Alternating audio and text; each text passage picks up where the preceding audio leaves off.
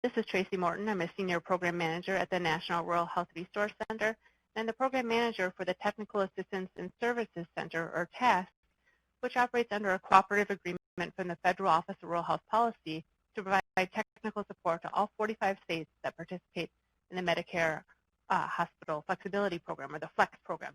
So welcome to today's TASC 90 webinar. The TASC 90 webinars are held on a quarterly basis, and this is our first TASC 90 webinar for this current fiscal year 17 program year.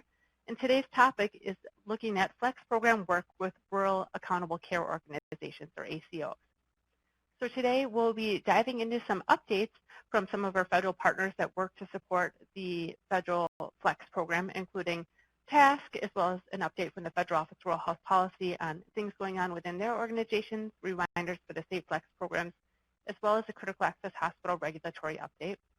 After that, we'll hear an update from the Rural Quality Improvement Technical Assistance Group, or Arceda, which works to support the state FLEX programs and their hospitals' participation in the Medicare Beneficiary Quality Improvement Project, or MBQIP. And then we'll have an update from John Gale with the FLEX monitoring team, who provides evaluation and analysis of the research and impact of the state FLEX programs in the critical access hospitals across the country. Following that, then we'll dive into the topic for today. We'll look at the performance observations, the evidence of Rural Accountable Care Organization, or ACO involvement, look at some opportunities for state FLEX programs to be involved with supporting value-based models of care, and then we'll hear from the Illinois State FLEX program and the work that's happening in the Illinois Critical Access Hospital Network and how they're supporting successes and challenges for the rural ACO that they're running within their state, and how the state FLEX programs can play a supportive role. So without further ado, a brief update from TASC.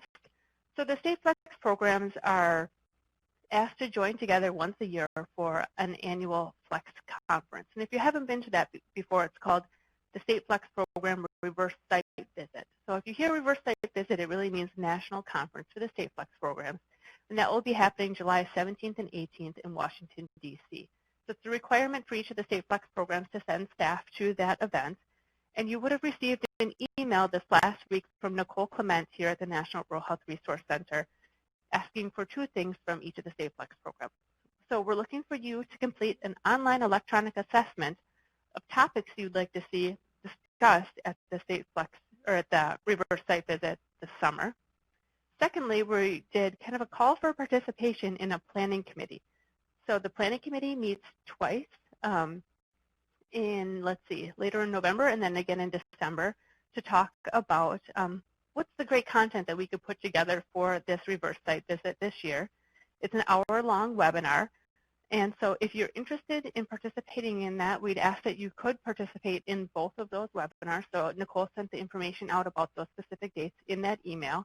And if you'd like to participate, we'd love to have you. So please RSVP to Nicole's email about your interest. So we ask that all the states complete that assessment, as well as RSVP if you'd like to be part of the planning committee by Friday, November 17th. Earlier this week on Monday, we held a virtual knowledge group call for the state FLEX programs about how to use the FLEX core competencies for excellence within your FLEX program, discussing a little bit about how the core competencies came about in the first place, what are some of the results that we've seen from the assessments that have been taken to date, and then hearing some practices about how some of the state FLEX programs are using the core competencies for continued improvement. That recording will be put into the FLEX program forum, and you'll receive an email from TASC when that recording is available. The next virtual knowledge group call is Monday, December 4th, where we'll be having a discussion with the states about how a state FLEX program can prepare for a critical access hospital site visit. So sharing some of the tips that we have about that, and then hopefully engaging in conversation with the state programs, which is what we're really trying to do with these calls, to share what are the things that you bring to the table when you go out for this critical access hospital site visits. How do you get prepared? What do you bring? What questions are you ready to ask of the hospitals that you're meeting with? And then also, what are some of the common questions that maybe you receive in return from the critical access hospital? So again, that's on Monday, December 4th. Lastly, we'll be reaching out to the state FLEX programs here in about a month to start the update process for your online state FLEX program profile. So those profiles are available on the TASC website. There are ways for you to highlight the excellent work that you're doing or have planned for your state flex program for this current year. It's a big ask that all state flex programs do complete that information because it's an opportunity for you to share with your others, with your peers about what it is you're doing. And it's also an opportunity to review everybody else's profiles to hear and see what they have going on so you can follow up for more information. Those profiles also contain the contact information for the key state flex program personnel at each program. So more to come about the request to complete those profiles in the near future, so please be looking for that. So that's the update that I have from TASC. If there are any questions, I'm happy to answer them quick, and you can press *2 to unmute your line, or you can type it into the chat box.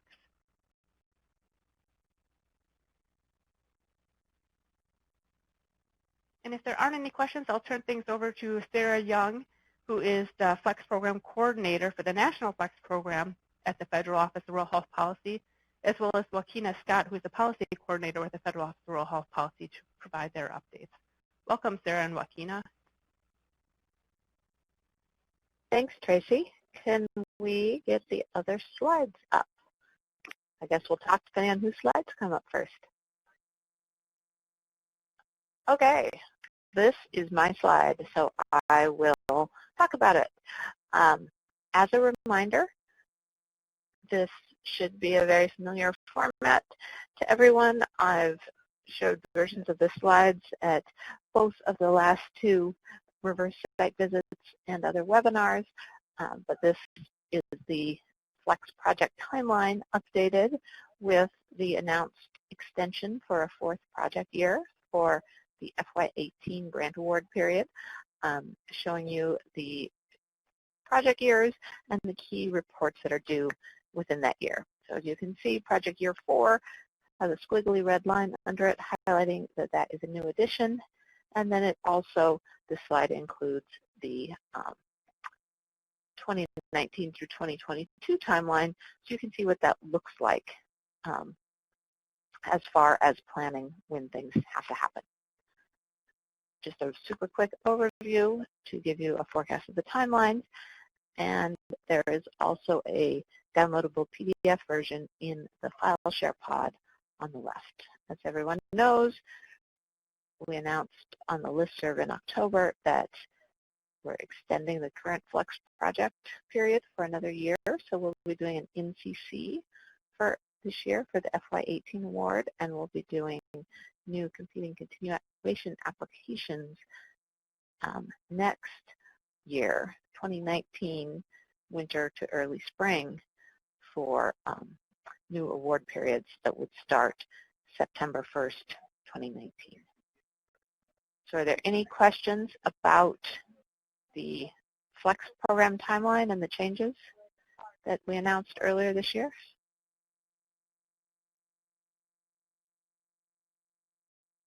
Seeing none, do you want to turn it over to Joaquina's slides?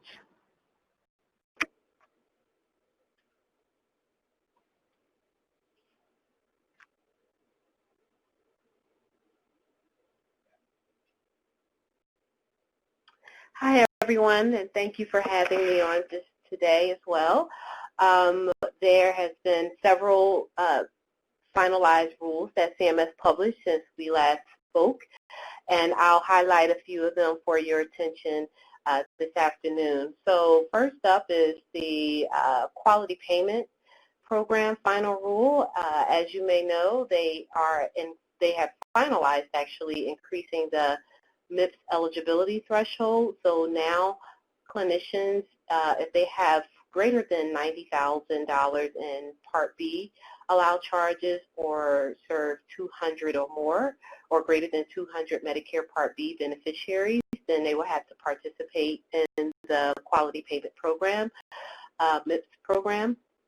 And those that fall below this threshold will be exempt. And so that is pretty much most of the small and rural providers that will be exempted from the MIPS eligibility, from the MIPS program. So what that means in terms of those exempted providers is that they would neither see a payment increase by means of an incentive payment, or nor would they be penalized. So what will end up happening is that their payment rates would remain the same over the next several years.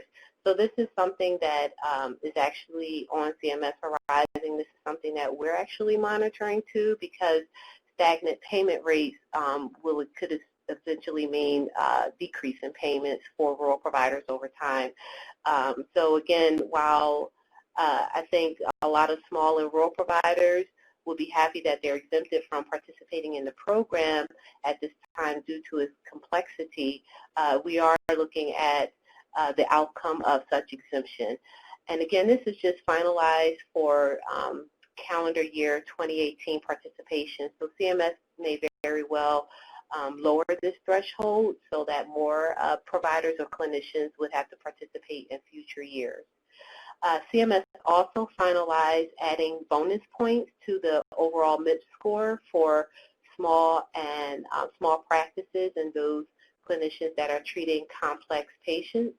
And what they're finalizing to do is to calculate that complex patient bonus based on what they're calling what is the HCC scores. And so really what that amounts to is that those providers that are able to code well will end up most likely getting such bonuses, and providers that are not as efficient in documenting and coding all of the services may miss out on getting such bonus points under the MIPS program. So that's one thing that we're tracking on our end as well.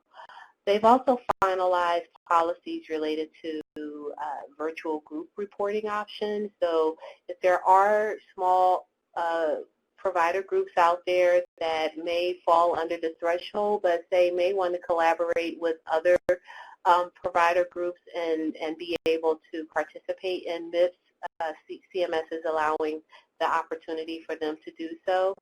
And the other thing I wanted to bring to your attention is that CMS finalized, which was a change from their proposed rule, they finalized the weighting, increasing the weight of the MIPS cost performance category to 10% of the overall MIPS score. So that was a change from 0%, which they put in their proposed rule.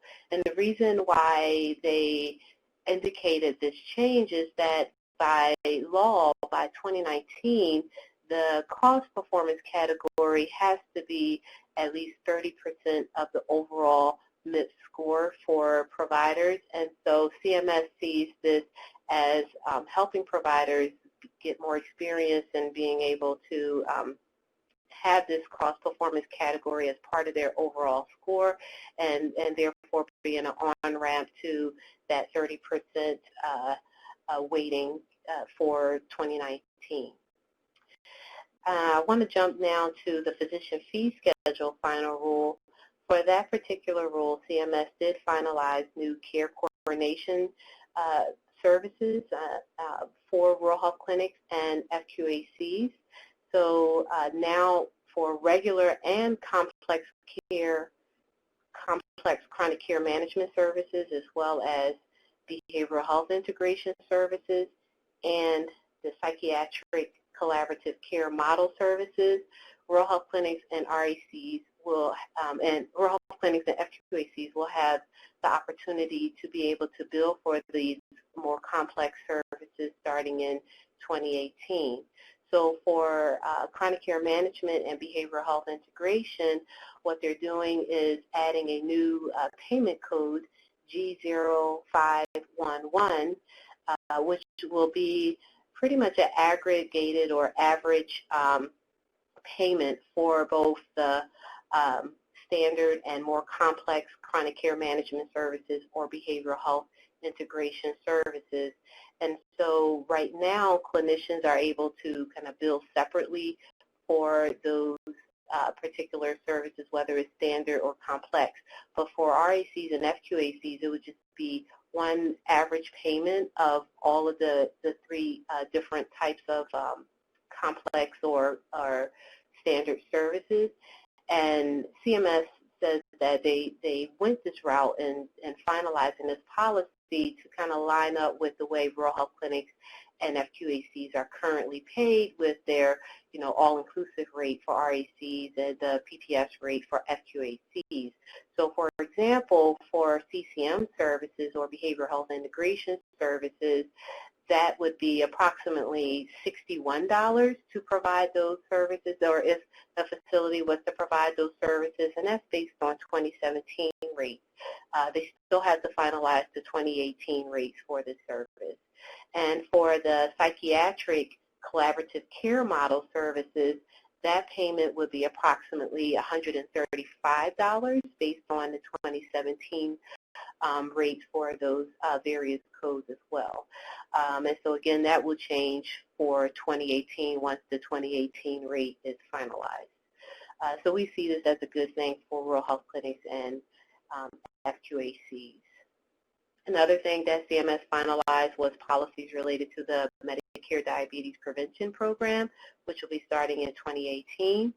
And the final rule, what they did was shorten the required ongoing maintenance period from to 1 year from 2 years. So right now, then it could be after beneficiaries participate in the program, they would just have to do 1 year of maintenance for providers to receive payment for providing the program to Medicare beneficiaries.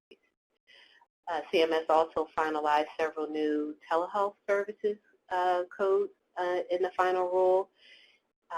And they also addressed the payment rates for non-accepted off-campus provider-based hospital departments now being paid under the physician fee schedule.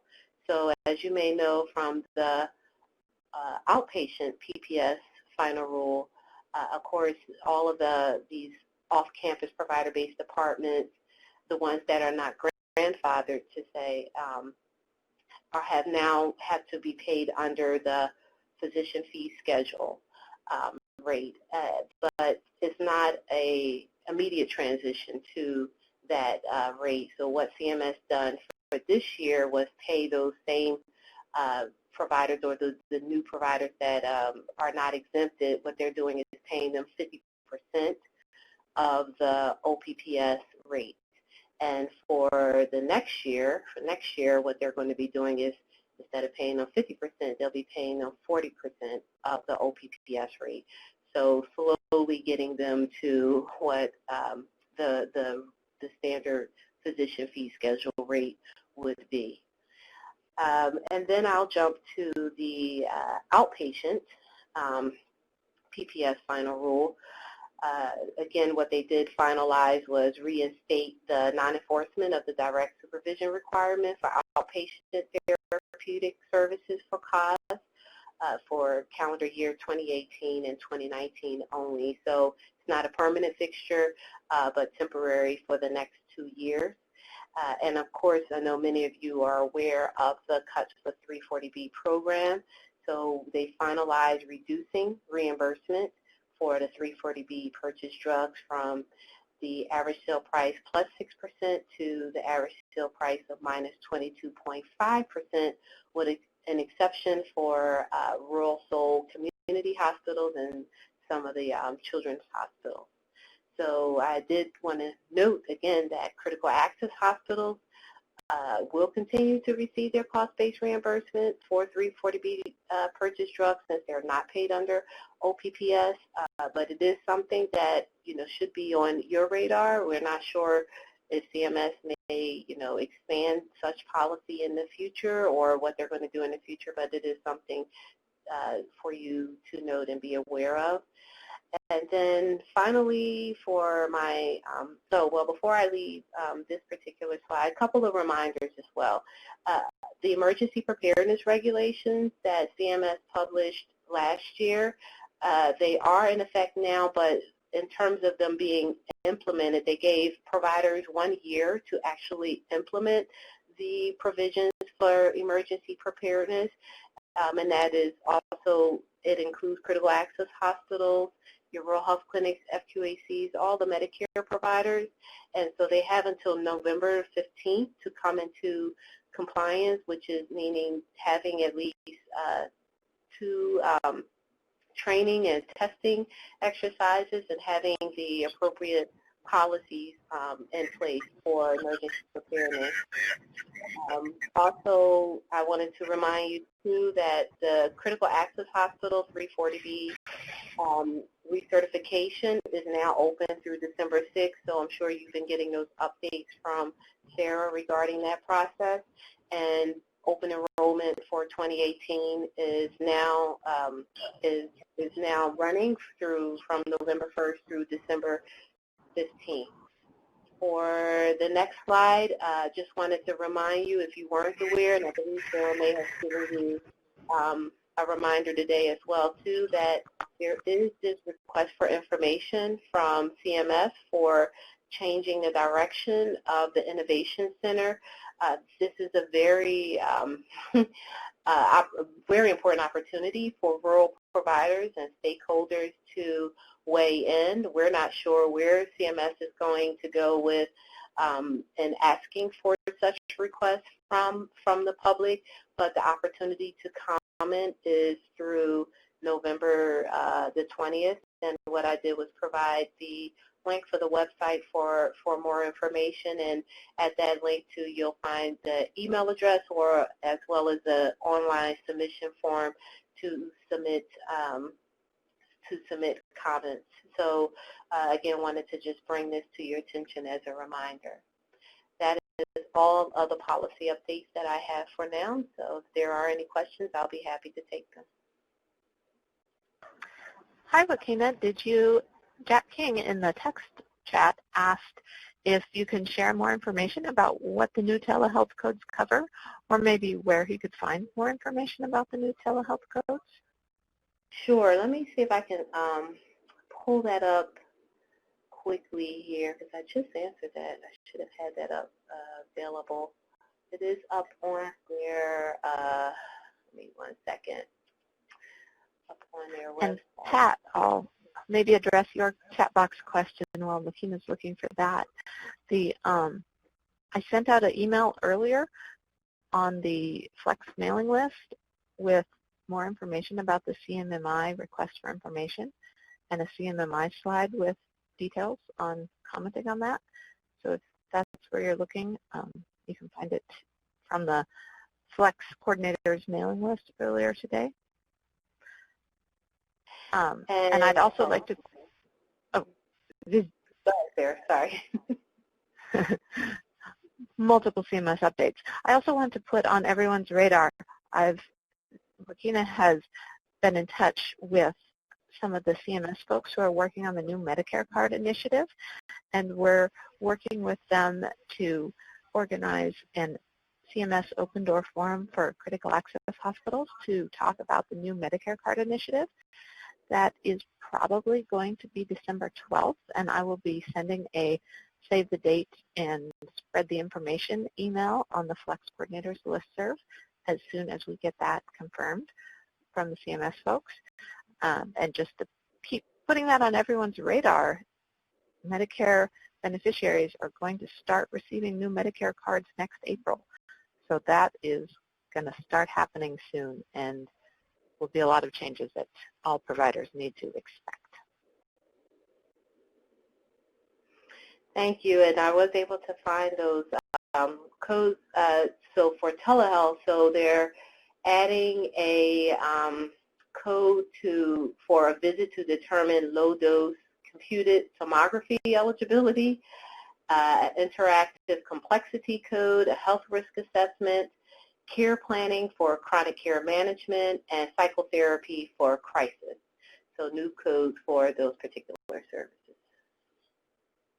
And there is a fact sheet available if you were to do Google, for example, physician fee schedule fact sheet.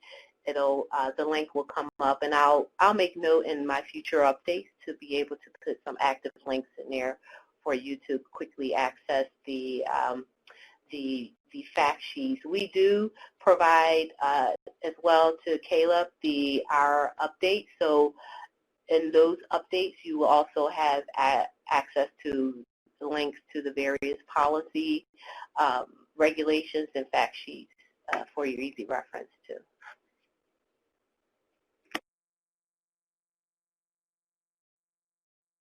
Any other questions for Sarah or Joaquina?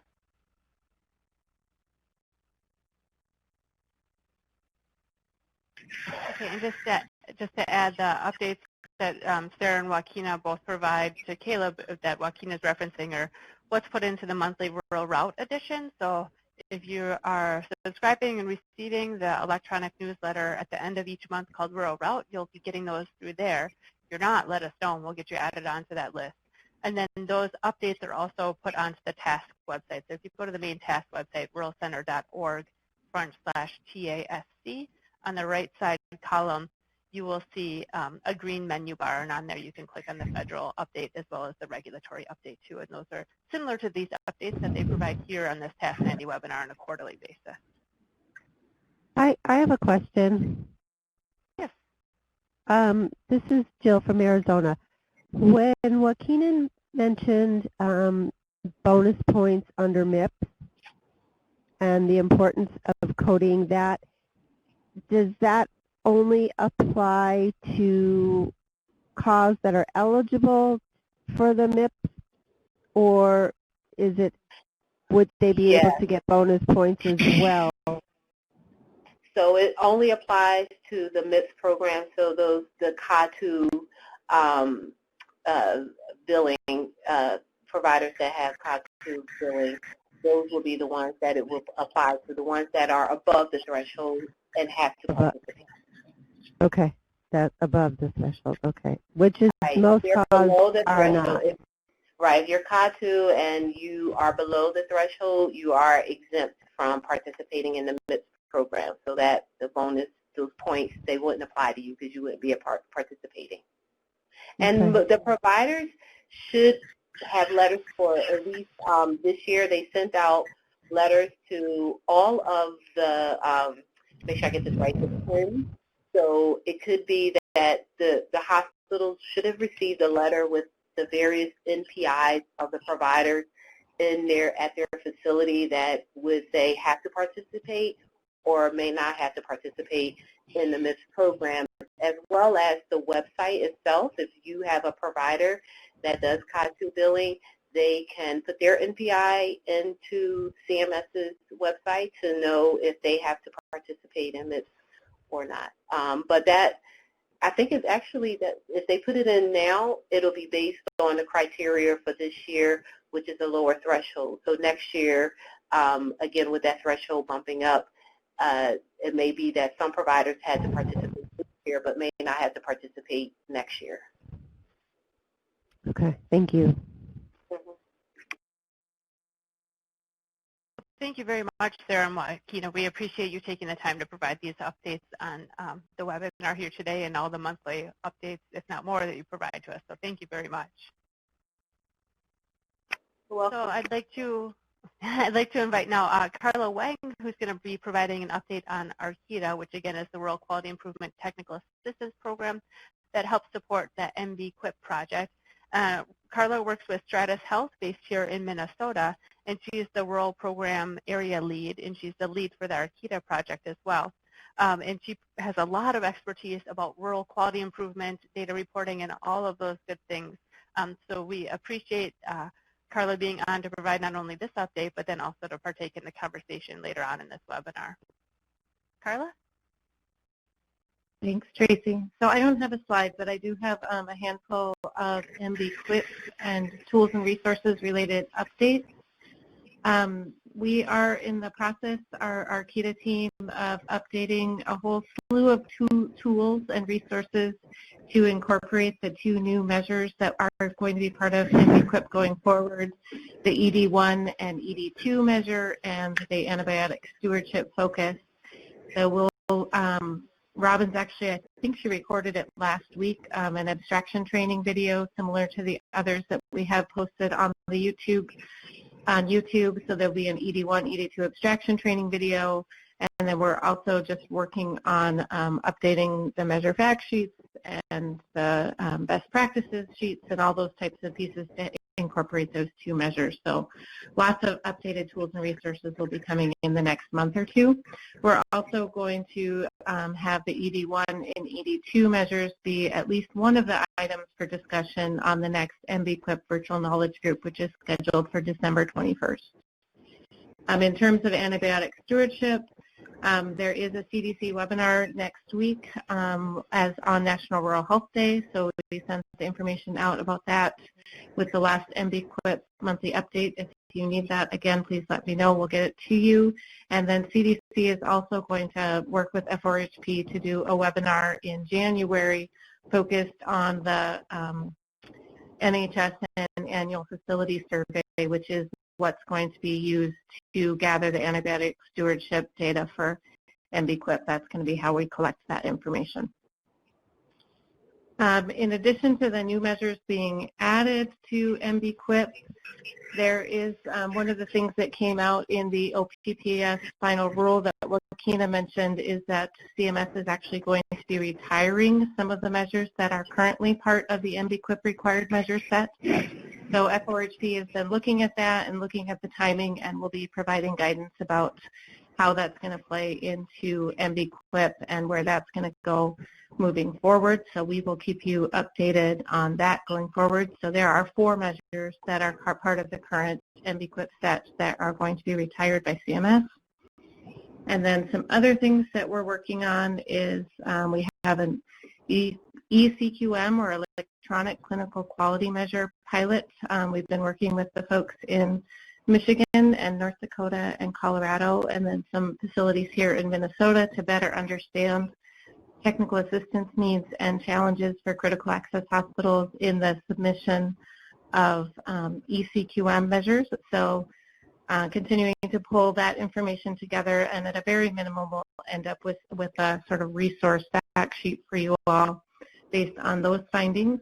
We're also working on pulling together a technical expert panel to review the emergency department transitions and care, or the EDPC measure. So that will be happening in early 2018. We'll be reviewing that measure and making recommendations based on what the technical expert panel advises to the National Quality Forum process. That's an NQF endorsed measure. So we're getting the input from the panel as part of that endorsement process. And then a third piece that we'll be working on that we're still putting the details together on is some validation piloting. And that's going to be to try to better understand, not only do we want critical access hospitals to be reporting data, but we want to make sure that they're reporting it accurately. So there'll be more to come on that as well. And I do see Jill's question in the chat about which measures are being retired. I didn't know how much detail you wanted, but I can give you a quick update on that. They are retiring, excuse me.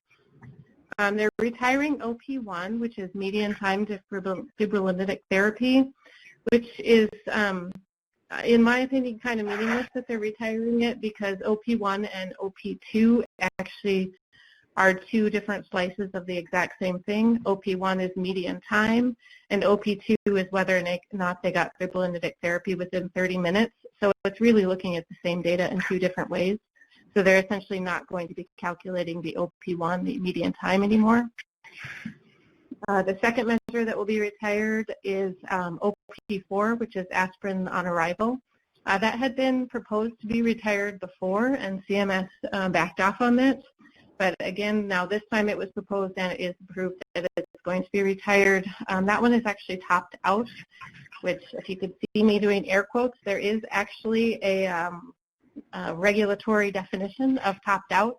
And I won't get into the statistics, and please don't ask me to, but essentially it looks at measures and says that if performance is high enough and there's not any meaningful variation between like the 90th percentile and the 70th percentile is when they decide to top measures out. So that's where aspirin at arrival sits at. They are also going to be retiring OP20, which is door-to diagnostic evaluation by a qualified medical professional. That one's got a little different rationale behind it. There's been some pushback on the clinical validity of that measure, and a fair amount of pushback on the accuracy of the data collection for that using the timestamps in EHRs for that collection. And then the last of the 4 measures being retired that are part of the MB-QIP core set is the OP21, the median time to pain management for long bone fracture. And that one, I would say that CMS is really backing away from anything that has any hints that it might be related to pushing opioid prescribing. So even though that measure really focuses on time, if pain management medications were given, not whether or not they gave the pain management medication, that's the rationale they gave behind the retirement of that measure. So they're also retiring the OP25 safe surgery checklist, which was an additional measure, but again, the performance on that, I think something like 97% of people who reported on that measure said that they had a safe surgery checklist in place. So we will be, I'm looking at the chat box. Nicole asked if it'll be shared in the MB-QIP monthly newsletter. I'm going to say probably not the November newsletter because we're still talking with F4HP to talk about the impact on how that rolls out and how that plays into MB-QIP reporting, because the measures are still available and still supposed to be reported for the next couple of quarters of reporting. So once we have more guidance on that, we will definitely be getting that out to you all in writing and giving you additional details. So questions, comments? Carla, is the Federal Office of Rural Health Policy going to add some measures then, or just keep what's left?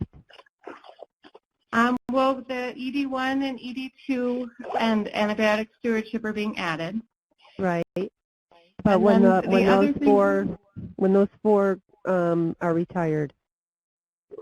Yeah, so I think that's a good question that I can't truly answer right now, but the other thing that I can share with you, if you haven't seen the information come out on it, it's been in a couple different forums.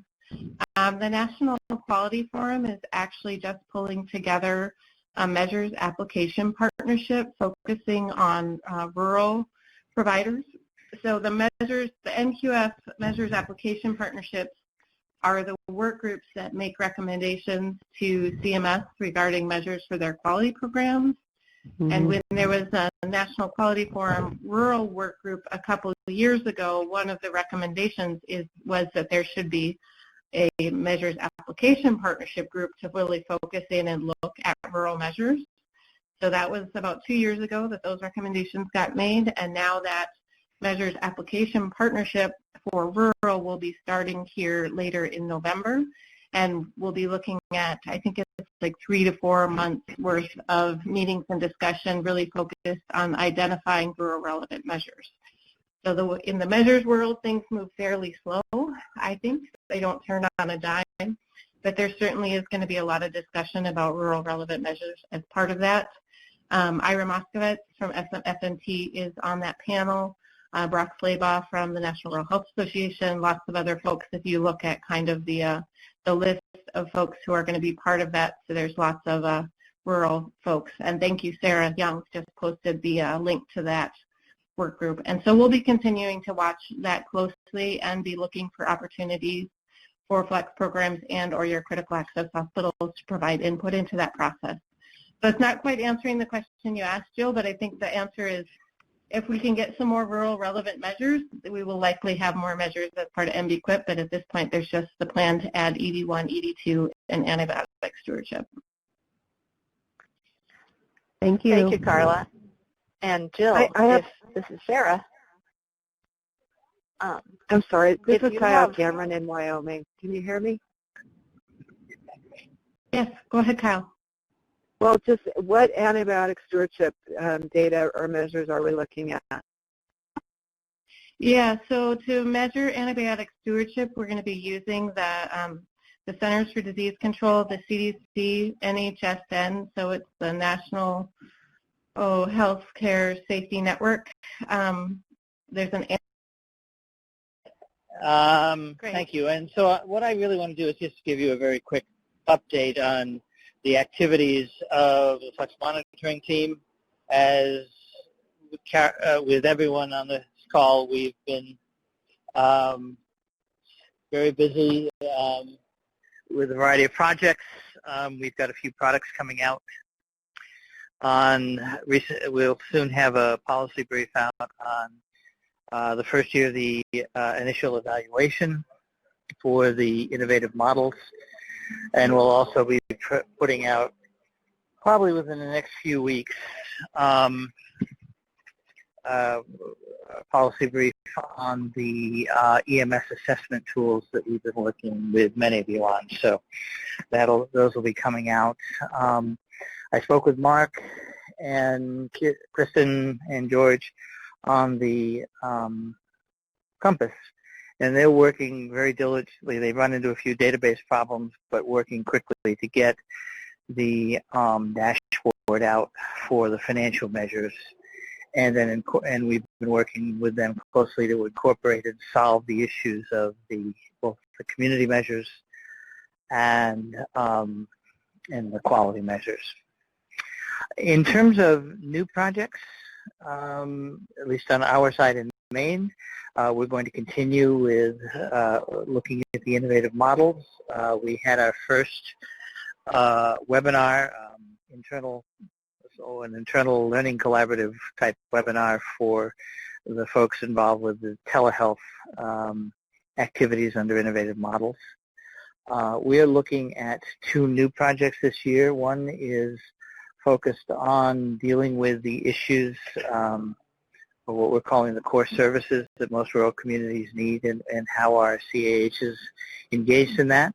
We're going to break that up over time. This year we'll be looking at the role of CAHs in dealing with substance use issues, and it's going to be interesting. I think it's going to be a lot of fun, looking at issues of prevention, which is cost-effective, treatment, and quality improvement around things such as prescribing guidelines.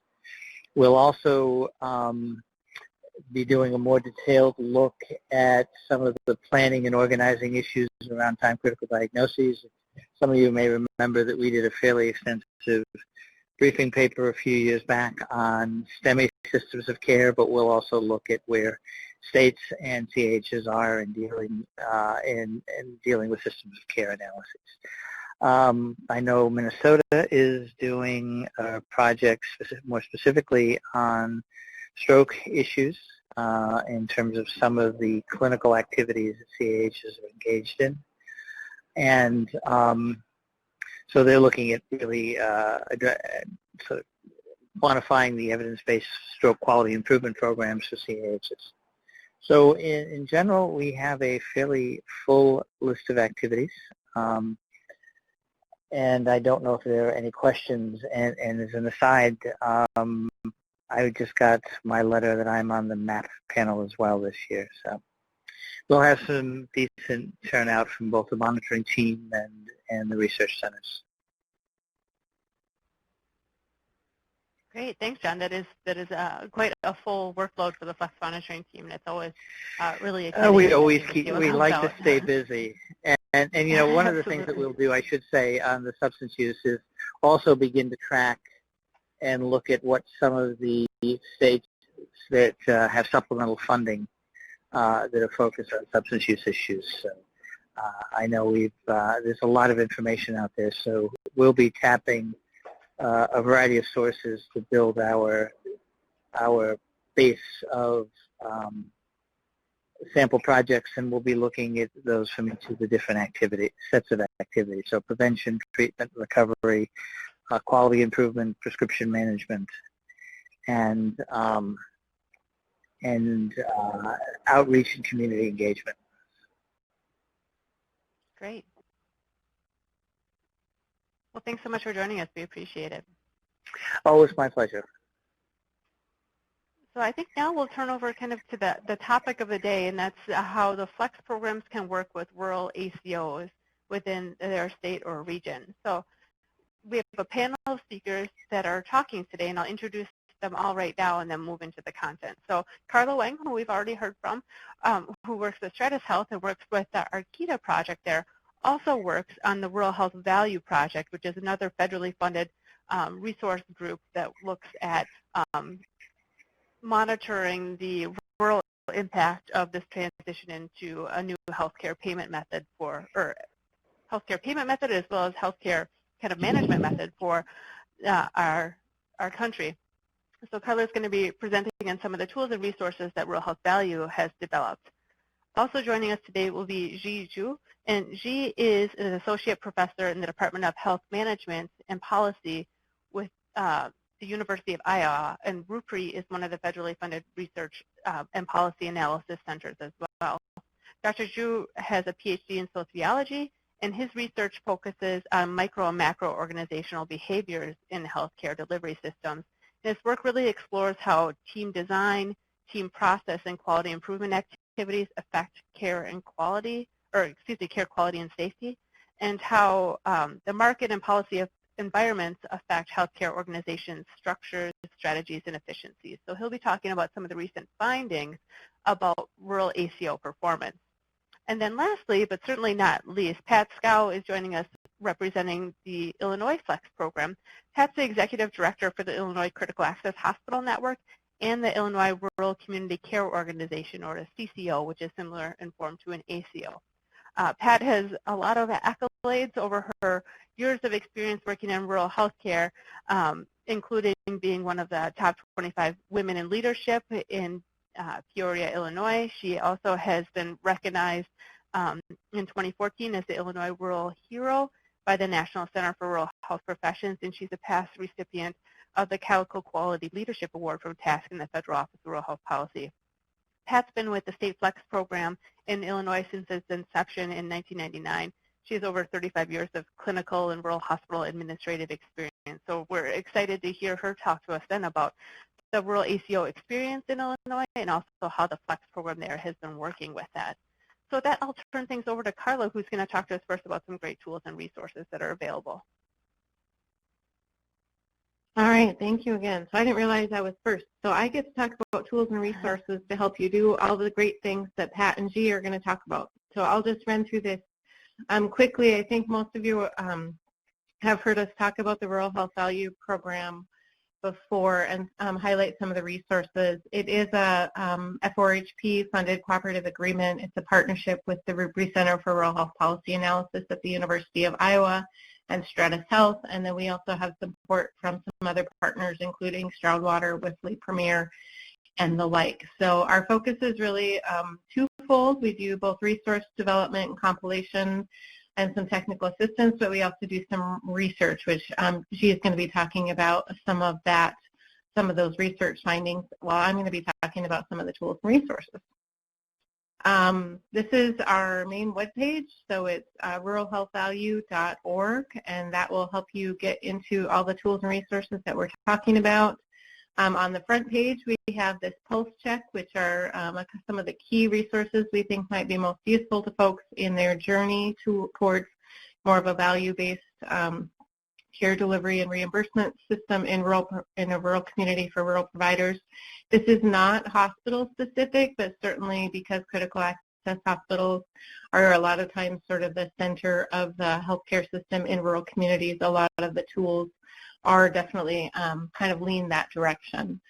We have a value-based care assessment, which is a strategic planning tool that helps folks assess their capacity and capabilities in a variety of different categories. You can fill that out online and then get a readiness report. It's somewhat lengthy. We encourage people to really use that as a strategic planning tool. It's not the click 5 boxes and get a score back kind of assessment tool. It's much more in-depth than that. We also have a focused set of tools relating to physician engagement or provider engagement. We know that that's a really critical component, particularly if you're the hospital in this case, to supporting movement into the value-based model. So there's both sort of a primer and some information, as well as a suggested model for how you might score and measure your physician and provider engagement efforts. We know that board and community engagement is also one of the key pieces of this shift towards value. So we also have a resource to help healthcare executives hold value-based discussions as part of their discussions with their board and community. And then the last we have highlighted here is a learning module around social determinants of health, which is really intended to help across the board, but really healthcare providers and staff in rural communities understand what social determinants of health are and how they might be impacting the care that they provide. This is hyperlinked, and you do have the slides kind of over here in your file share. So I just pulled out another handful of resources here that I thought were probably the most relevant for you in your work with critical access hospitals. This top one in particular, we worked with the folks at Premier to put together a pro forma for shared savings. So this is an Excel-based tool where critical access hospitals can make some projections and plug in numbers using their cost report and some other financial data to give themselves sort of some projections of what a shared savings arrangement might look like for them. If you're going to go down that path, we do encourage critical access hospitals to engage the professionals and get the accounting folks really involved in this. This is really an opportunity to kind of do a first look. It's not a detailed so much that you would want, I think it's a place to start to give people a look. We also have a pro forma for folks that might be not quite ready to look at shared savings yet, but just to help look at if you're seeing declining volumes or what other changes you might be seeing in your community, what that kind of projects out to. Again, that's an Excel-based tool that folks can use to kind of add in some of their own data and assumptions and get a sense of what some of the projections might be. We have another tool that focuses on demonstrating critical access hospital value. This isn't the focus on the value to your community or your patients. This is much more around focusing on what value you bring to potential partnerships, and kind of uses a marketing approach to help critical access hospitals think through those questions and opportunities to share that information with potential partners. We have a care coordination self-assessment. As folks are going down that path, that might be a useful snapshot for them to understand what opportunities and where they're doing well in care coordination. We have a guide for selecting population health management IT tools. So we know that, sure you've never heard this from any of your hospital CEOs or from anybody at your hospitals, that somebody was at a conference and now all of a sudden you have a vendor showing up to do a demo. There's lots of good tools out there. This is just a guide to help people really kind of think through what their needs are related to IT and population health management technologies, and then have kind of a really thoughtful process about what they need and what their requirements are before they select a product. And then finally, this last one I think is probably less useful to maybe your critical access hospitals, but hopefully useful to you all in your flex role. It's a catalog of value-based initiatives for rural providers. And we, I think, have more than 20 one-page summaries of different programs from either CMMI or value-based purchasing programs at the federal level, and it's just a snapshot of, what's the program, what's the payment model, who is it focused towards, and where you can get more information. So there's just a slew of programs coming out on a regular basis. All those rules and regulations folks try to keep up with. This is just a snapshot of those to try to help you give some background and some understanding and a quick look at those. And then finally, the last piece I'll share is that we also have, I think, between 15 and 20 profiles in innovation available out on the site. And I highlighted a handful of here that I thought might be particularly relevant to the discussion related to ACOs. One of our most recent ones was a program in North Carolina where they're working with a medical legal partnership, particularly to focus on folks who are coming into their emergency department who are uninsured, and trying to help address a lot of the social determinants for that population. We have a couple about different rural or accountable care organizations and how folks are setting up governance and using community connections. And then the last, the investing population health, is around a payment model that they've been putting together in New Mexico at Hidalgo Medical Services to have a population-based payment for their Medicaid populations to help them better focus on population health. So that's just a sampling of the profiles that are out there. And the link here will take you directly to the page where those profiles are. So that was my job for today, is just really to highlight tools and resources. Please let me know if you have questions about any of them or if there's something else you're looking for that you aren't finding. Thanks. Thanks so much, Carla. And I wanted to highlight that one of the reasons that we chose this topic for the TASC 90 webinar, and I mentioned this on Monday too, is understanding the future models of care for rural health is one of the lowest scoring areas for the core competencies for State Flex program excellence. And so recognizing that we needed to develop and highlight more resources that support that, that was the kind of the purpose behind the TASC 90 webinar today being about what it is. And I wanted to really put a plug in for taking the time to explore the Rural Health Value website. There's a lot of really great information on there that Carla just provided an overview. I know I recently used that catalog about the different value-based models when I was developing a different presentation, just to, I needed to check on some of the models because there are so many of them, to make sure I had my ducks in a row and everything kind of not commingled or crisscrossed. But there's some really great tools and really great stories out there. So if this is an area of weakness for your program, do your homework, explore the resources that do exist, and then reach out to either Rural Health Value and Carla or us here at TASC or other partners as well to help us answer your questions, because we really want to build up this as a strength for the FLEX programs as a whole across the country.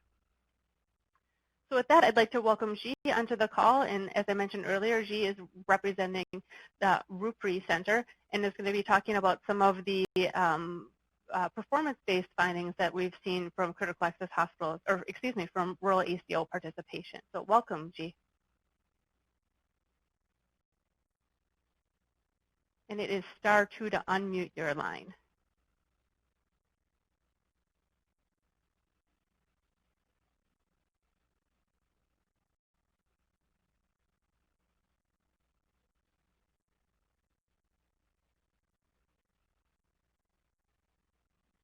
Ji, we're still not hearing you. So again, it's *2 up. I see you typing there, so hopefully we don't have a... No, we can't hear you. So try *2 again on your keypad, please.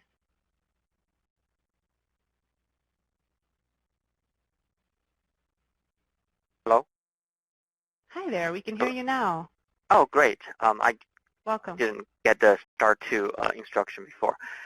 Okay, so although I'm going to talk about the sort of evidence and research findings from recent literature and our own research, but I want to highlight that the RUPRI and the Rural Health Value programs are really have a lot of overlap in terms of the work we do. So although we're trying to look into the evidence, we're trying to use the Rural Health Value to translate those values to relevant programs or innovations that folks can use to enhance their own sort of practice. So since I'm going to talk about the performance of the ACOs, just to give an overview of the current landscape of ACOs, the first wave of ACO started in 2011. If someone can, how can I control the slide? On the bottom of the screen, there's little left and right arrows. You should. Oh, okay, got it. Okay, oh, great. So starting in 2011, and it has been growing since then. Currently, based on the Levitt Partners track of all ACOs, both private and public payer contracted ACOs, and in 2017 there are 923 ACOs nationwide, and that has more than 1,400 contracts of ACO. And the covered life increased in 2011 to 32 million people, which is about 10% of the population. And the penetration of the ACOs to regions basically are extensive, and there are only 15 hospital referral regions are not served by an ACO, which tells us more about their sort of market penetration. In terms of details, currently there are more than 700 contracts from commercial payers, and that covered 59% of lives. Among the ACO covered lives, Medicare accounts for about 30% of the covered lives with 563 contracts.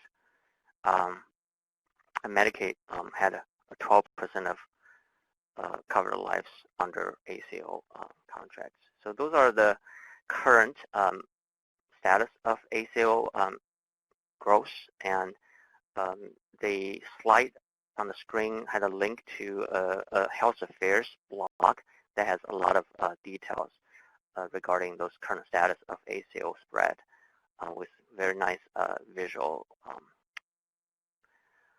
So since we're going to talk about performance, there aren't a lot of data available for privately contracted ACO contract with commercial payers. So I'm going to focus on Medicare ACOs. In 2017, currently there are 480 share savings, which is the largest program under CMS for ACOs in operation, covering 9 million beneficiaries. So there are 3 tracks for share savings ACOs. Track 1 is the one-sided risk. Basically, CMS will share savings if the ACO achieved the savings threshold. And track 2 and 3 are two-sided risk models. Currently, there's only less than 10% of the ACOs are under track 2 and 3. Besides the shared savings program, CMS also had a contract with Next Generation ACOs, which is a successor of the early Pioneer ACO model.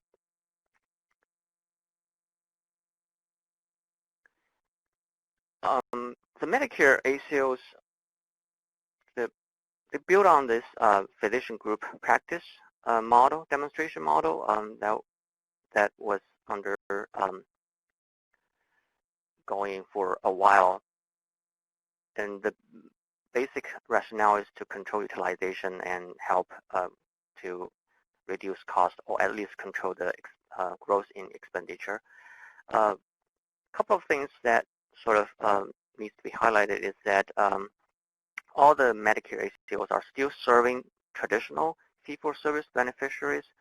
So they are not HMOs, because those fee-for-service beneficiaries do have very wide freedom for choosing where to go for seeking their care. Also, they're not managed Medicare Advantage programs, because the beneficiaries are assigned retrospectively. At least until recently, before CMS started the Track 3 model, which prospectively assigned beneficiaries. In terms of performance, CMS look at both financial performance and quality performance. CMS, each ACO CMS will assign a financial benchmark for total expenditure for the assigned beneficiaries, adjusting for the region, for the past expenditure for fee-for-service beneficiaries in the region. The quality matrix and benchmarks are defined for all ACOs. There's only slight difference between different tracks, but mostly quality matrix are defined similarly across the board. So we did a qualitative study of ACOs that had a significant presence in rural regions in 2015, looking into how they formed ACO, what incentivized them to participate in ACO, Medicare ACO. And here's a summary of the findings that those rural ACOs are mostly formed by pre-existing delivery systems or networks that had already had some experience with quality-based payment model or risk-sharing experience. And physician groups were playing a very significant role in forming and coordinating ACO efforts. And one of the highlights from that study was all the ACOs that we surveyed and did site visits mentioned one motive and important imperative for managing ACO beneficiaries is to manage care across the continuum. Diving into the performance of ACOs, there are a lot of analysis on financial performance of ACOs. Here is a general summary of ACO financial performance, regardless of whether they have a rural presence. At the program level, there are a significant saving achieved in the 3 years that the data are available, which is 2013 through 2015. We are at the point that we are waiting for the release of the 2016 performance year results. And in terms of specific individual ACOs, the percentage of achieving or earning back the shared savings in the shared savings program increased from 23.6% in 2013 to over 30% in 2015. And look across board, several factors are associated with better financial performance, both in terms of saving rates and the likelihood of receiving back the shared savings. Those include being longer in the program, higher financial benchmarks, physician group-based ACOs are outperforming hospital system ACOs, and ACOs with smaller panel size are outperforming financially than larger ACOs. So at RUPRI, we looked at whether those findings hold the same among rural-specific ACOs. We did find that physician group ACOs have a higher success rates in terms of achieving shared savings back. Advanced payment, which is part of the MSP program, which provides upfront payment for ACOs to invest in infrastructure related to information system or care coordination programs, enhance the likelihood of generating and receiving savings. We didn't find the size and experience to be related to rural ACOs performance, financial performance. So recently, we start to look into the quality performance. This slide summarizes the findings across board, regardless of whether the ACOs are serving rural regions. And maybe I should mention that before this analysis, we did look at whether rural performance in quality outcomes differ from urban, and our general finding is that rural ACOs are performing at the same level as other types of ACOs serving urban and mixed regions. But in terms of quality outcomes, over the 3 years that we have the outcome measures, the quality scores improved over time. I think the average of a total quality score, which is on a 100-point scale, increased from somewhere 82 to 87 over the 3 years. And in 2015, CMS started to introduce this quality improvement reward points for ACOs who demonstrate a significant improvement on individual measures. And 91% of the ACOs earned those bonus points in 2015. Regarding factors related to quality performance, because the first year of program participation, ACOs are only required to report quality measures to be eligible for receiving shared savings. So we observed that post first year of participation, ACOs quality outcomes are improved significantly. So the next two findings are actually different than what drives financial outcomes because compared to physician group ACOs, we observed that hospital system ACOs performed significantly better for quality outcomes, and larger ACOs with more beneficiary assigned to them also perform better quality. So those are actually contradictory to what drives the financial performance, which sort of leads to some practical and policy implications. Last 2 points, advanced payment participation also enhance quality outcomes, and post-acute follow-up visits is a significant driver for higher quality scores. Here are some rule-specific findings. The graph basically tells after adjusting for other factors, rural ACOs are performing on average at the same level as other ACOs. However, we can observe, we can see that there's a larger variation among rural ACOs regarding their quality outcomes, which suggests some areas for improvement. Another finding that we looked at is the FQHC and RHC participation in ACO care and advanced practice providers provision of primary care in ACOs. Both of those factors are related to better quality scores. So which I think is good news for rural ACOs. Regarding how those findings relate to rural practice, in general, because the goal is to control costs while maintaining high quality, physician engagement and leadership are important factors for success. Rural ACOs tend to pursue those upfront investments.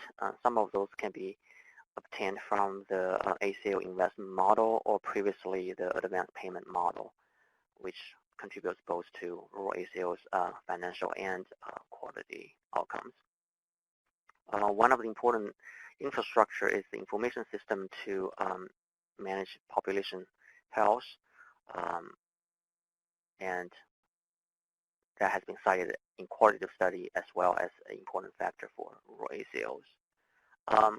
Because we find that the drivers for quality and financial performance are not perfectly aligned, I think this indicates a need for heightened physician and hospital partnerships in order to meet both performance benchmarks. One of the feedback we received from rural ACOs is whether they have an effective strategy to provide data and feedback to frontline providers in order to coordinate the care. And for rural ACOs, post-acute care coordination and engagement of FQHCs and RHCs are, again, based on our findings, potential areas for improve their performance. So those are kind of a quick summary of what we learned from the literature and also from our own analysis. We put out policy briefs summarizing those findings regularly. You can get access to them.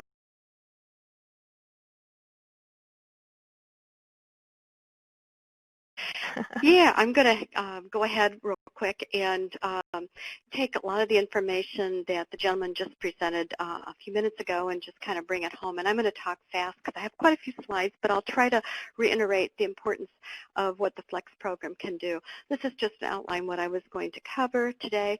And most of you are familiar with ICANN. You know, we have 51 critical access and we have 4 other non-critical access hospitals. And a couple of years ago, we started our own ACO.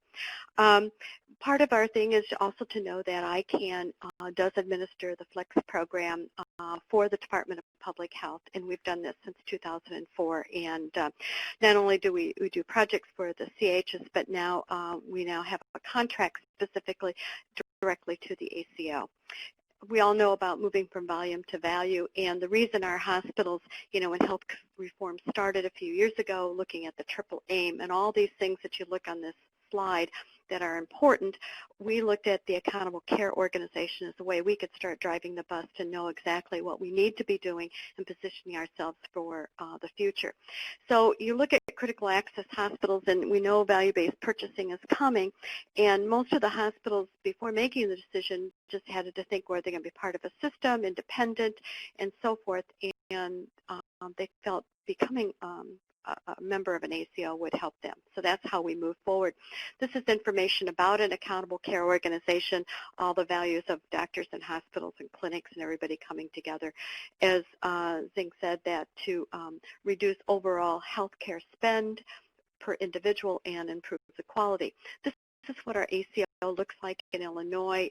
We're actually this will look just a hair different. We haven't updated the map, but we're adding Jersey County and also Franklin County. So it continues to add a few hospitals as we go. I think what's important for you all to realize if you get into doing shared savings or clinically integrated is how you're going to reduce the individual cost.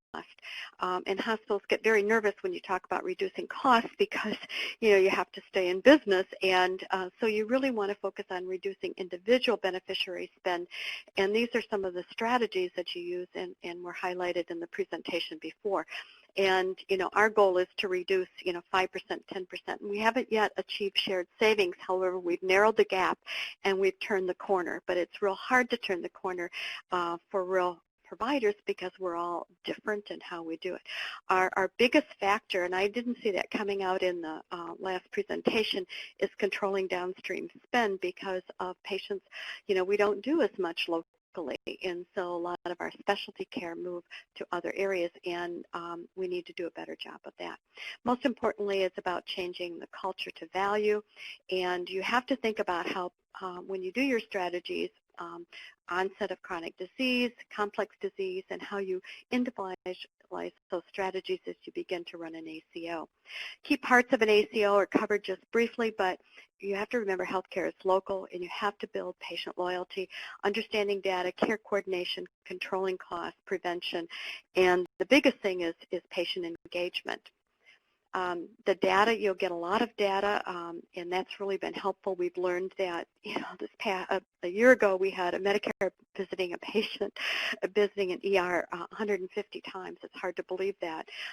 And so you learn a lot about the utilization, about unnecessary visits to the ED, and how you can better to do that. And so you have an IT system that takes all your claims and breaks it apart to your different hospitals and your providers and clinics, and so you can drill down to see if the costs are in skilled care, if it's in home health, if it's in specialty care. It allows you to do that, and that's the value of doing that. But it doesn't provide you direct access to blood pressure information and social service determinants. And so, you have to continue to add more and more resources to help look at your costs of an ACO. And most of the time your claims data, they're old, and so you have to remember that. Key, care coordination is key, and you really have to focus on it. And care coordination is a broad sweep of it. You really have to get in case management of your top high-risk patients. So, there's different approaches to it, regional or individual-based. You have to have medical staff involvement. It's very important that physicians are involved and your nurse practitioners, PAs.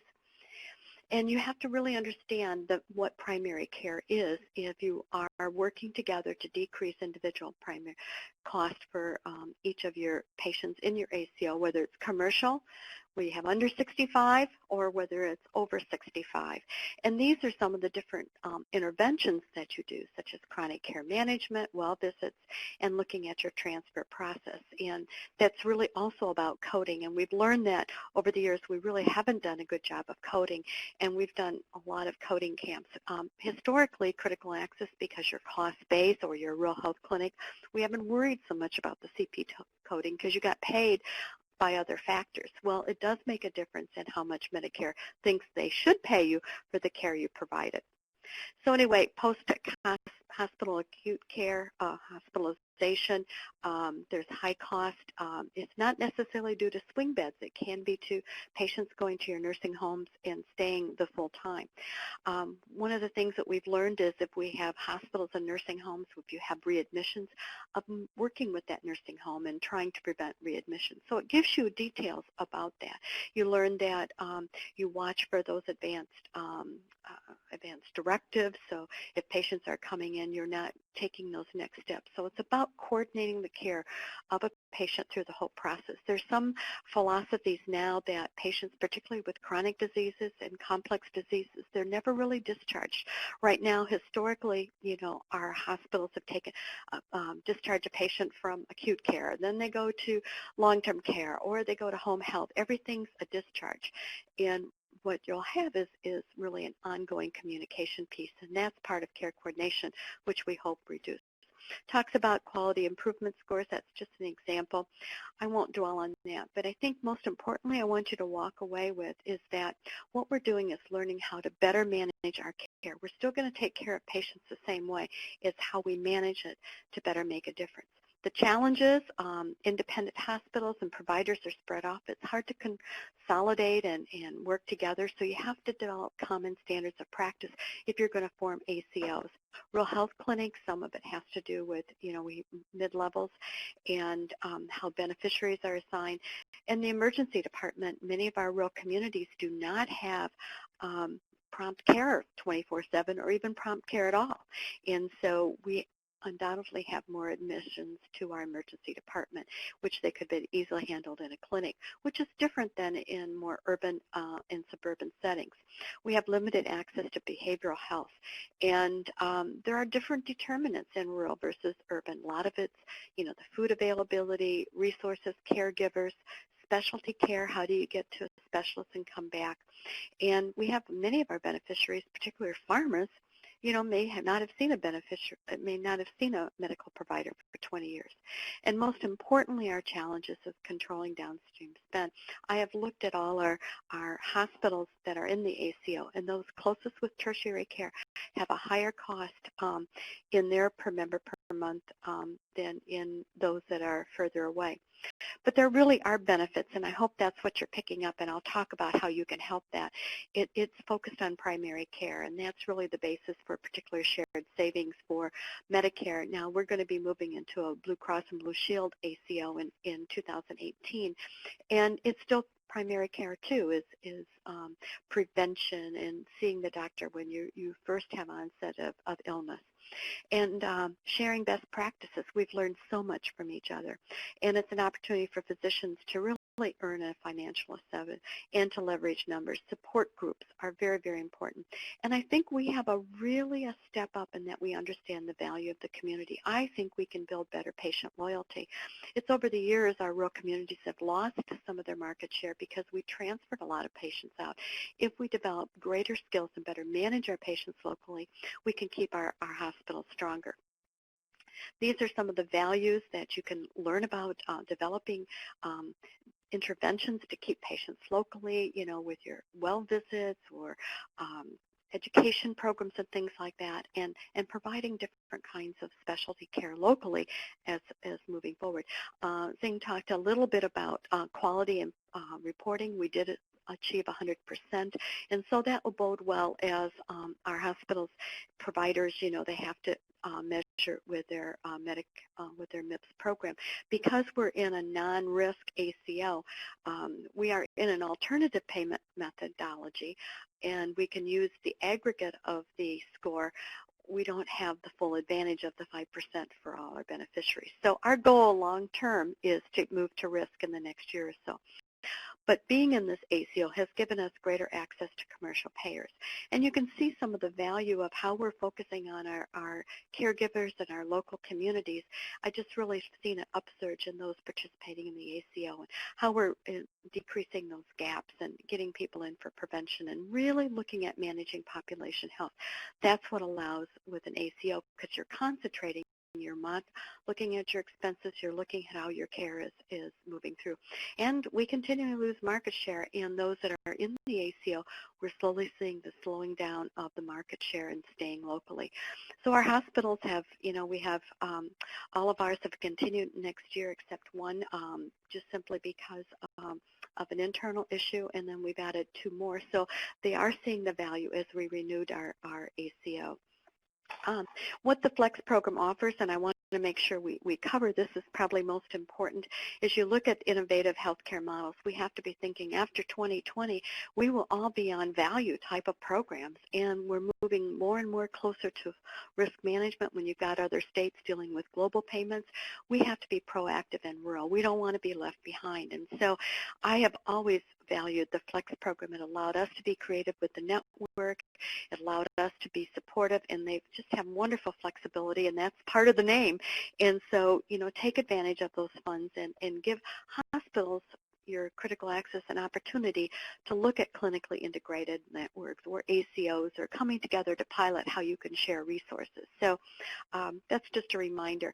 Specifically areas that they allowed you to focus on, I would also add that you can look at telemedicine, stroke care within groups, immunization prevention campaigns, and partnering with other community organizations. So within our ACO, we received $48,000 that we used towards several projects. One of the first projects we used was early on, before we started ACO, we used Flex Grant dollars to do a lot of transformation workshop training.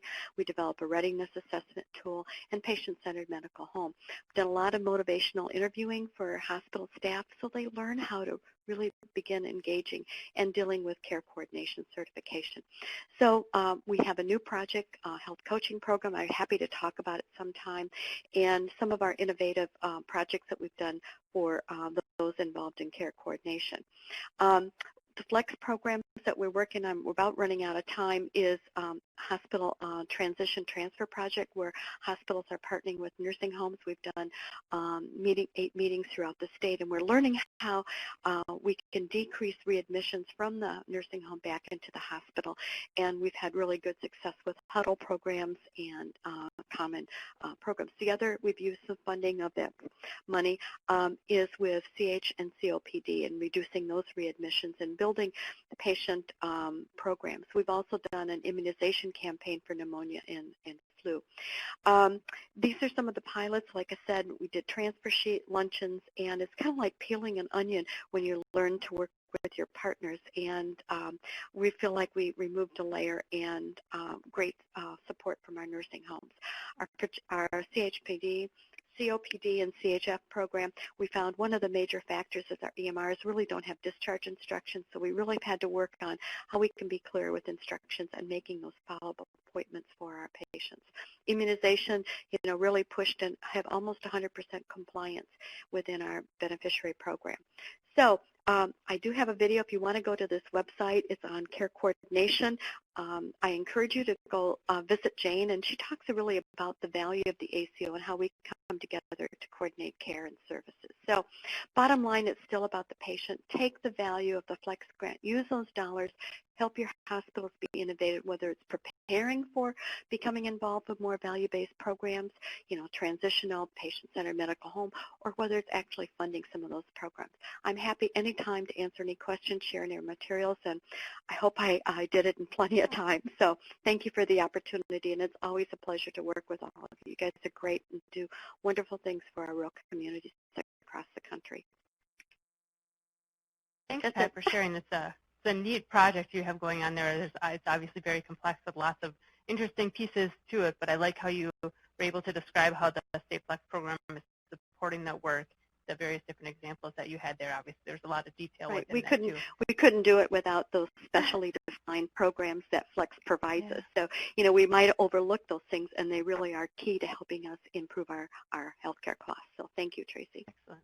And I like the common thread that both you and G were talking about, too, where leadership involvement and the engagement is so critical, and we've seen that over the many years of doing work in rural healthcare, about how leadership engagement and support behind any project is critical to the success of any type of organization. So there's two questions, looks like, in the chat box, too, Pat, for you. I can do one's real about, quick. Yes. Yeah, go ahead. Home monitoring. We haven't started yet. We're trying to decide. That's our next project in 2018, if we're going to develop an app that we would buy for all those in the ACO that they can use with their beneficiaries for appointment making, follow-up appointments and kind of triggers and things like that, particularly if we're going to use the Blue Cross and Blue Shield participating in that program, and for congestive heart failure, reminding did they weigh and all those things. There's lots out in the market. We've started to evaluate, but that's our next step. As far as the first step, encourage ACOs, CHs to consider it is, I think they have to is kind of an informational and developing that sense of urgency that this really is where we're going in 2020. And once you learn about the values, it's those special how should I say it, we've learned how we've made a difference with patients and how we've found people that haven't been getting proper discharge instructions, how we found this information to make a difference and stronger. That's what encourages our hospitals. And the fact that if they can keep their care locally through their attribution of keeping the patients assigned to them, they will keep their patients' loyalty, and they have to have something to offer them because there are many people outside of their primary care that would love to take their patients. So it's really kind of preserving their local market share. And I can talk about the ROA at some point in time, but it's really important, and that's what our hospitals realized, that was important, that they had to be proactive, and otherwise they were going to be left behind. Mm-hmm. Excellent. Other questions at all for Pat? It's star 2 to unmute your line. Here's the chat box.